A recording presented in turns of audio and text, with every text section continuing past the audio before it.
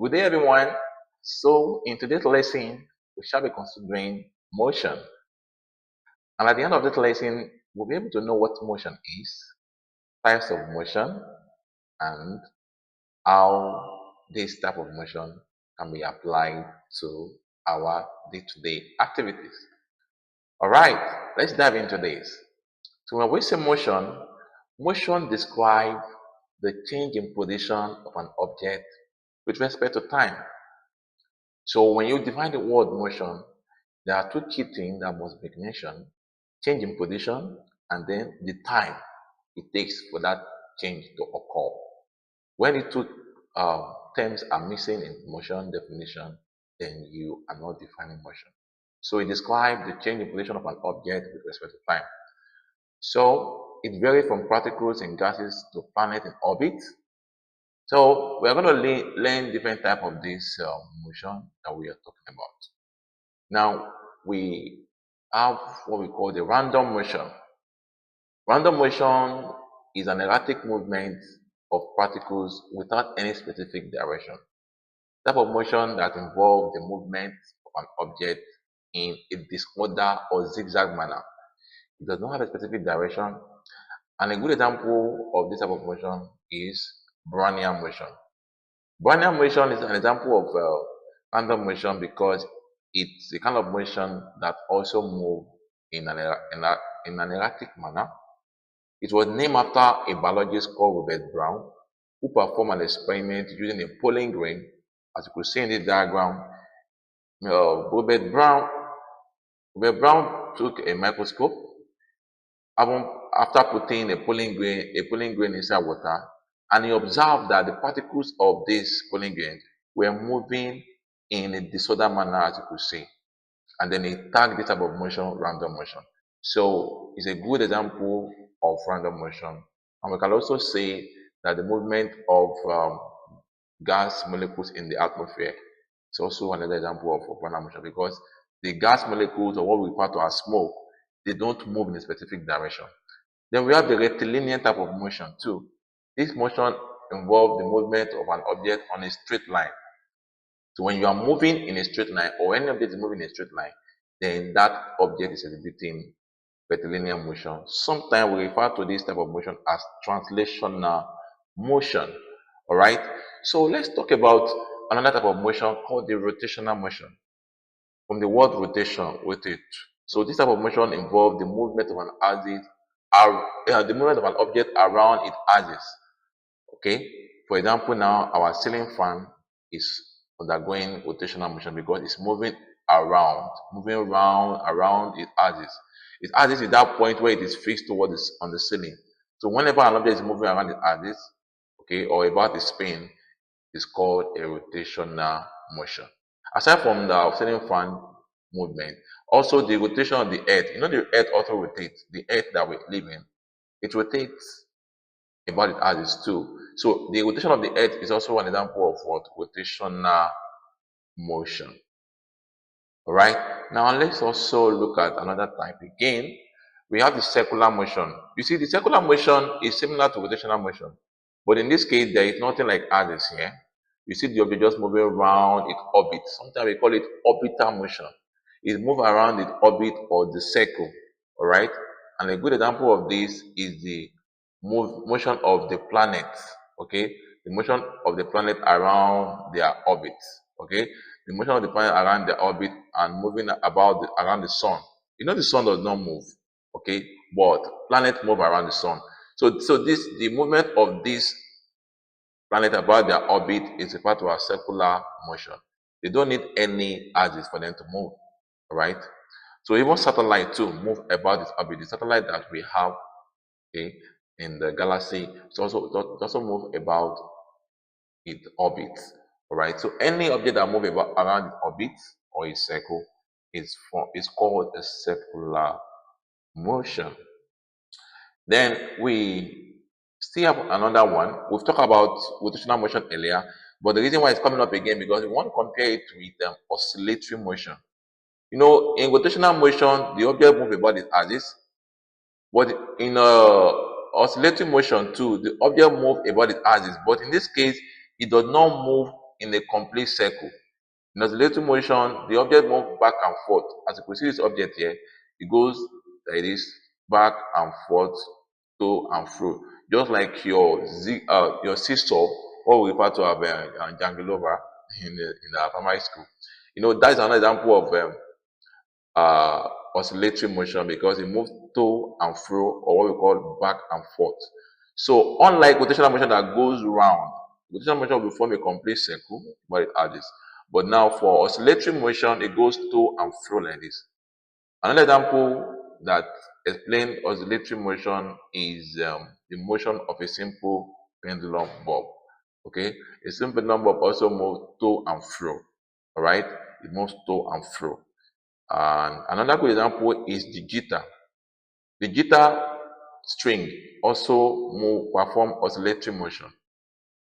Again, another name for oscillatory motion is called vibratory motion because when something is vibrating, that thing is moving up and down, back and forth.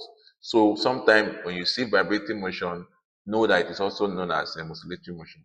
Just like when you see rectilinear motion, know that it is also known as translational motion. So we now talk about relative motion. We've been able to see different type of motion now. But relative motion on its own is not type of motion. Rather, it's just explaining the combination of type of motion. Now, when we say relative motion, it describes how objects appear to move from different point of view. We are not interested in the type of motion of the object, but rather how that object appear to move from different point of view. Okay, that point of view when you are viewing an object from is called a frame of reference. You can imagine now as you just see yourself, maybe you are seated outside your compound and then you are watching vehicle moving. Now, because you are the observer now and you are watching the vehicle moving, we are going to tag that motion relative motion because we are relating your observation with the movement of the vehicle. Okay, now this combined together, this phenomenon is what we call relative motion. The motion that describes how objects appear to move from a frame of reference. So a frame of reference is a fixed point or system that used to measure what? Motion. Now when we are observing an object and relative motion is taking place, then the word relative velocity now comes in because velocity actually is the time rate of displacement. So you are going to be looking at the velocity of the object that is moving.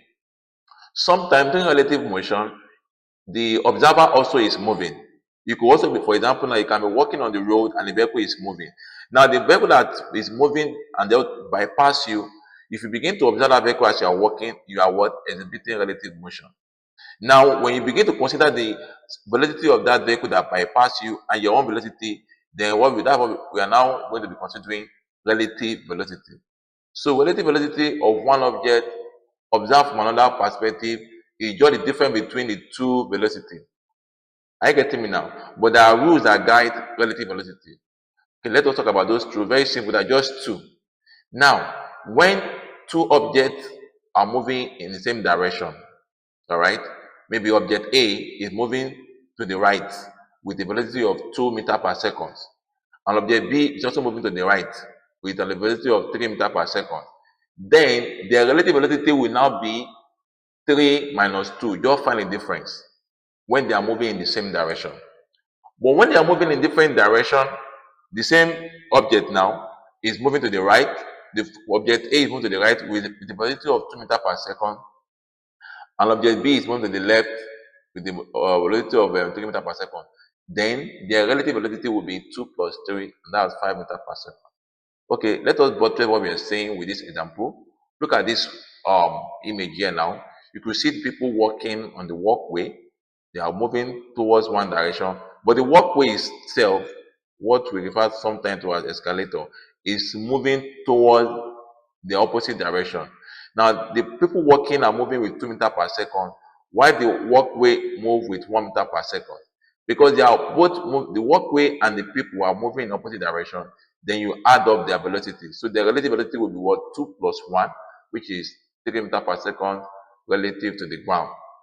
Okay, another example is a passing car. So these two vehicles are moving in the same direction with different velocity of 60 km per hour and 40 km per hour.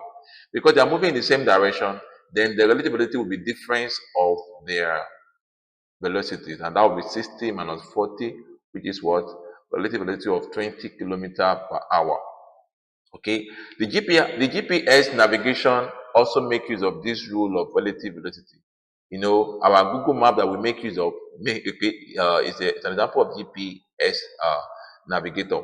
Now, what it does is that it is able to calculate the position of where you are going using the relative motion of the satellite in the galaxy with the receiver on the earth.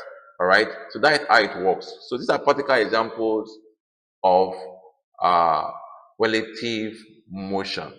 All right, now what's really the cause of motion? The cause of motion is nothing than force. If there is no force, there cannot be motion, because something must cause something to move, and that is force. So what's a force? A force simply is a push or a pull that can change an object's state of motion. Okay? So if that object is not moving, a force can cause it to change its movement, or to move rather. It can also increase the movement of an object, which we call accelerate. It can accelerate an object, it can decelerate the motion of an object, meaning it can reduce the speed. Force can also change the direction of an object. If an object is moving to the right, if you apply force towards the left, it will move towards the left. So force is the major cause of motion, and it is divided into two types. We have the direct contact force, or sometimes called contact force, and we have the non-contact force, or what we refer to as field force. All right. Now let's consider the two types of forces that we have. For the contact force, there are forces which must have contact, or which must touch the body to which they are applied. This type of force cannot cause motion if they are not touching the body to which they are applied. If there is no touching, they cannot cause motion to occur. An example of this type of force of forces are push. If you are going to push maybe a load now, maybe you're going to push a car. If you don't touch that car, you can't push that car. Until you touch that car, then that's when the force cannot change the movement of that car, maybe to make it to move or to increase the speed. Another one is pull. Maybe you go to a boutique where there is a glass, you have to pull the door or push the door. That door will never move if you don't pull it or push it rather. So this one have contact. They must have contact with the body to which they are applied. We also have thrust. Thrust is also type of contact force, because when you talk about thrust, you are also talking about pushing. Okay, you are pushing an object. You are dragging an object. Tension is a force in a rope. For you to use a rope to pull an object, you must tie that rope on that object. So that's a contact. Then we have reaction. Reaction is what you get when there is an action. Okay, as you sit on a chair, you are applying a force. Now the chair also is reacting, okay, because of the force you have applied on it. All right, so it's a force that acts in opposite direction to any action force. We also have frictional force. Of course, we know that friction is a force that opposes motion, but it cannot cause change of motion or cause motion to take place if it does not have contact with the two objects. So those are the examples of contact force. The second type of force is called the field force, or the non-contact force. This one, they do not need to have contact with the body they are applied before that motion can occur. And there are just three types. We have the gravitational force, the electrical force, or sometimes we call this electrostatic force, and the magnetic force. In fact, there is another one they call electromagnetic force. That's the combination of the electrical force and the magnetic force. But majorly there are three: the gravitational, the electrical, and the magnetic force. So these are the three types of forces that we have. Now we have been able to see the cause of motion. We have been able to see the type of motion. Then there's a scientist called Sir Isaac Newton, who now propounded 3 laws that guide motion. Okay, we're not going to be looking at them in detail. We're going to talk about them. It's called Newton's laws of motion. There are 3 of them. The first one says an object at rest stay at rest, and then the object will now move. Okay, an object at rest stay at rest, and then that object will now continue to move. move or remain at rest unless it's acted upon by an unbalanced external force. So what that law is stating is that whenever an object is at rest or an object is moving on it or is moving in a particular velocity, it will remain at that rest or it will continue to move with that velocity until another force, external force, act on it. And that is very true. As I'm sitting right now, talking now, for me to change its position, okay, an external force must come in, somebody must come and push me, and then I will move. Or maybe as I'm moving on my own, for me to increase my speed, somebody must come and push me. There must be an external force. So that's what the first law is stating, that the body will continue to remain at rest or in its uniform motion unless an external force acts on it. The second one states that acceleration of the object is proportional to the net force. What that means is that the more the force applied, the more the speed or the acceleration of that object. And then the third one says that for every action there is equal and opposite reaction. Okay, just like I'm sitting on this chair now, I'm acting on it with a force. Now the reason why I'm not falling down from this chair because the reaction of the chair is equal and opposite to my own action. And that is why I can remain seated. If there was no equality in the reaction, I would have fallen down on this chair. So these are the three laws of motion attributed to Sir Isaac Newton. Okay. All right. Now we now consider some questions just related to what we have just talked about. Look at this question here. It said that the motion of the moving skin of a talking drum can rightly be described as what? Translational. Now, a talking drum, if you are from the Yoruba part of this country, you find out that they have one musical instrument called talking drum. It's not as if the drum talks like a human being, but you can make sound that sound like a human being is talking. Now, our interest is this: by the time you beat that drum, the drum skin will be vibrating. For the fact that it's vibrating, you know that it is what? A vibratory motion. And I said that another word for vibratory motion is called oscillatory motion.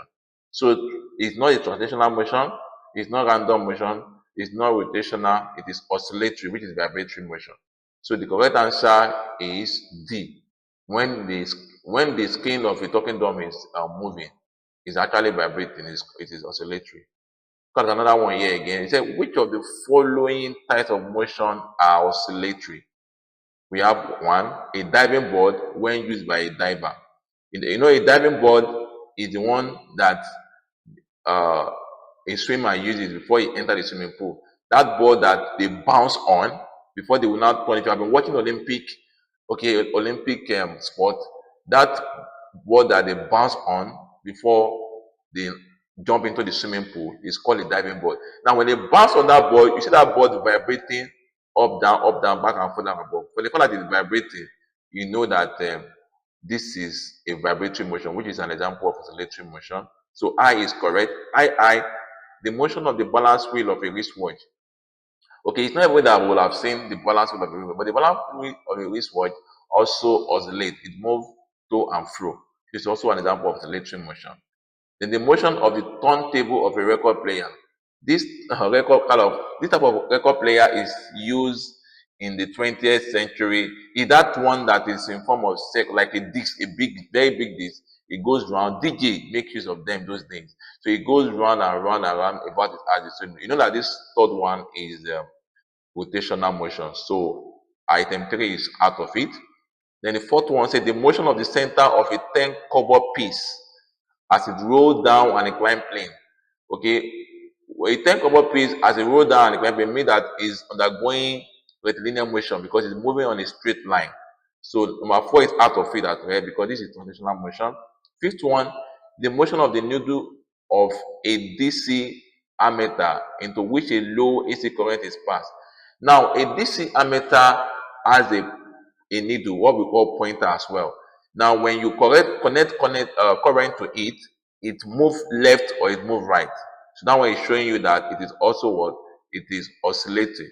It is moving to and fro. So 5 is correct too. All right. So we can say I, and V. They are the correct option that are oscillatory motion. Let's now check our option. Option A. Option A is I and I. No. We are looking for the one that has I, and V. Option B is and I, no. Option C is I, and I, B, no. Option D is I, and B. So option D is the correct answer because that is the one that answers our question. And then the last question says, which type of motion do the wheel of a moving car undergo? You know the wheel of a moving car is the tire, right? Now the tire undergo rotational motion as it's turning, but as it's also moving on the road, it's going on a straight line. So undergoing two motion, rotational motion and translational motion. Option A say random and translational, that is not true. Option B say rotational is true, oscillating motion is not true. Option C, translational is true and rotational is true. So option C is correct. Of course, D is not correct. Vibratory is not vibratory, but it is translational. So C is the correct one. A moving vehicle undergoes both rotational motion because the tire is turning about its axis on the wheel, on the axis of the wheel, and then it's also moving on a straight line on the road. All right, so this is where we are going to be doing the cutting for today. I hope you've been able to learn what a motion is, the type of motion, relative motion, and then their application. Thank you for listening, and bye for now.